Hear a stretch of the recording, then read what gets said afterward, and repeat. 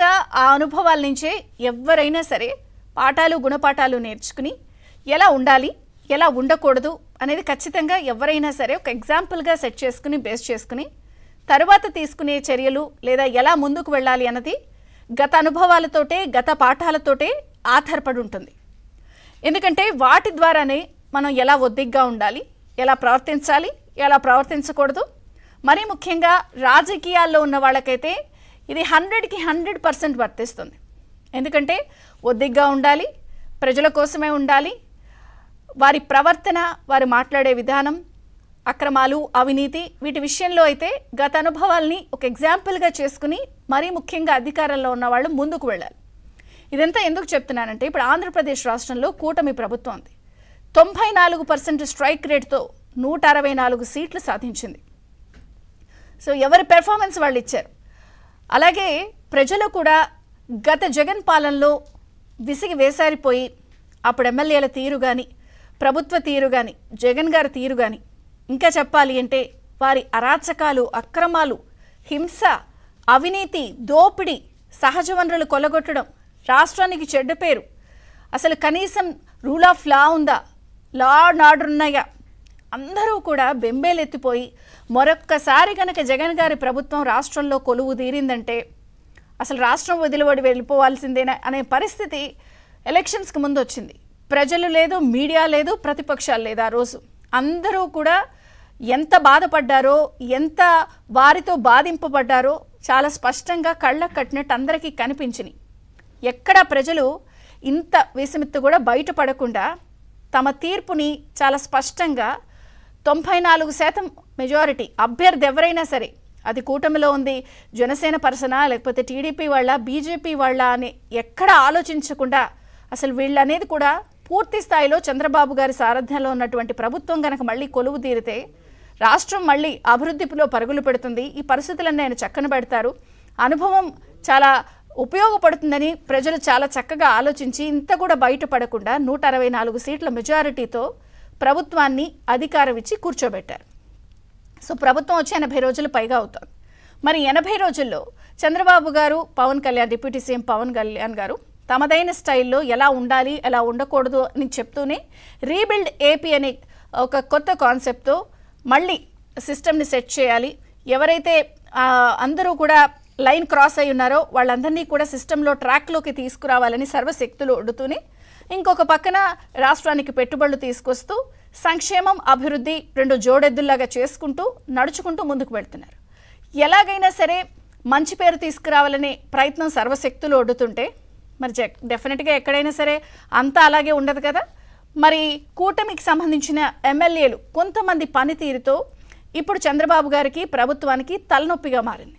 ఏంటి తలనొప్పి అని అంటే ఏకంగా వారు చేస్తున్నటువంటి అవినీతి, అక్రమాలు, వారి వ్యవహార శైలి, వారు వ్యవహరిస్తున్న తీరు అటు టీవీల్లో, కథనాల్లో, పేపర్లలో రకరకాల పద్ధతుల్లో చేస్తున్నాయి. ఆంధ్రజ్యోతి, ఏబిఎన్ ఆంధ్రజ్యోతి అయితే ఎటువంటి మొహమాటం లేకుండా ఇది తప్పు, ఈ విషయంపై ప్రభుత్వం దృష్టి సారించాలి అని సున్నితంగానే జరిగిన అంశాన్ని ప్రభుత్వం ముందు చెప్పే ప్రయత్నం చేస్తోంది. కథనాలని ససాక్ష్యాలతో సహా ప్రచురిస్తోంది, టీవీల్లో చూపిస్తోంది. కొన్ని ఇన్సిడెంట్లు చెప్తాను నేను. సో ఈ 3 నెలలు కాకుండానే మళ్ళీ అవే తప్పులు, అవే అవలక్షణాలు కొన్ని బయటపడుతున్నాయి. ప్రధానంగా మనం చూడొచ్చు రకరకాల ఘటనలు. సో వచ్చిన ప్రభుత్వం వచ్చిన వెంటనే అప్పుడు కూడా ఎమ్మెల్యే గారి భారీ పోలీసులతో వ్యవహరించిన తీరుపై అప్పుడు ప్రభుత్వం మీద ఇలా వస్తోంది, జాగ్రత్త పడండి అని అప్పుడు ఆంధ్రజ్యోతి చెప్పింది. కానీ ఈ మధ్య కాలంలో ఈ 80 రోజుల్లో కొన్ని ఘటనలు ఏపీ వ్యాప్తంగా కూడా కొంతమంది వ్యవహార శైలి వల్ల కూటమికి తలనొప్పిగా మారింది. చిలకలూరుపేట ఎమ్మెల్యే ప్రతిపాటి పుల్లారావు గారి భార్య వెంకటకుమారి గారి బర్త్డే అంటూ 2 సిఐలు, 5 ఎస్ఐలు, ఎక్సైజ్ సిఏ ఫుల్ యూనిఫామ్స్లో వెళ్ళి కేక్ కటింగ్ చేసి వేడుకలు చేసిన వ్యవహారం అయితే దుమారం రేపింది. అసలు యూనిఫామ్లో అలాగా ఒక ఎమ్మెల్యే గారి భారీ వేడుకలు ఎలా చేస్తారు అనేది. అలాగే తాడిపత్రి ఎమ్మెల్యే జేసీ అశ్మిత్ రెడ్డి దూకుడు అనమాట. అక్రమ ఇసుక వ్యవహారంలో ఆయన ఏకంగా పోలీస్ స్టేషన్ ముందే కూర్చుని ఆయన ధర్నా చేసిన వ్యవహారం, ఆ తర్వాత అక్కడ ఉన్నటువంటి పోలీసులతో గొడవ, సారీ చెప్పేంత వరకు కూడా పరిస్థితి వెళ్ళింది. అలాగే గుంటూరు పశ్చిమ ఎమ్మెల్యే గల్లా మాధురి భర్త రామచంద్రరావు గారి దందా అయితే అసలు ఇక వేరే లెవెల్. దీనిపై ఆంధ్రజ్యోతి కూడా ససాక్ష్యాలతో ప్రచురించింది. మీరు స్క్రీన్లో చూడొచ్చు. 4 ఎకరాలు 30 లక్షలకు ఇస్తావా, మేము చెప్పిందే ధర ఇస్తావా, చేస్తావా. సో ఈ వ్యవహార శైలి కూడా చాలా క్లియర్ కట్గా ఏం జరిగిందని ప్రచురించింది. ఇదే కాకుండా అనంతపురంలో కూడా అధికార ఎమ్మెల్యే స్నేహ చికెన్ వ్యవహారం, కోళ్లకింత ఒక కోడికింత కప్పం కట్టాలి అన్న వ్యవహారం అయితే సోషల్ మీడియాలో వీడియో విపరీతంగా వైరల్ అయింది. అలాగే రేషన్ బియ్యం వ్యవహారం విషయంలో కూడా అధికార పార్టీ ఎమ్మెల్యేకి సంబంధించిన బంధువులు ఎలా బేరం పెట్టి రేటు పెట్టేశారన్న ఆడియో వీడియో అయితే సంచలనంగా మారింది. ఇవన్నీ సోషల్ మీడియాలో, పేర్లు ప్రస్తావించట్లేదు, నేను చూపిస్తున్నాను, చెప్పే ప్రయత్నం చేస్తున్నాను.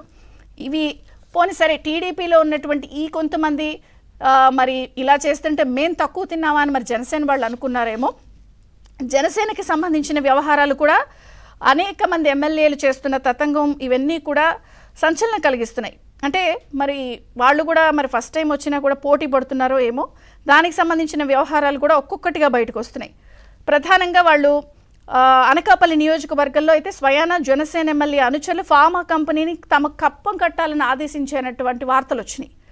అలాగే తూర్పుగోదావరి జిల్లాలో గ్రానైట్ వ్యాపారం చేసుకుంటున్న వారిని తరిమి కొట్టాలి అని చెప్పి, పేరు చెప్పట్లేదు, నేను తూర్పుగోదావరి జిల్లాలో అంటున్నాను కాబట్టి మీరు అర్థం చేసుకోండి.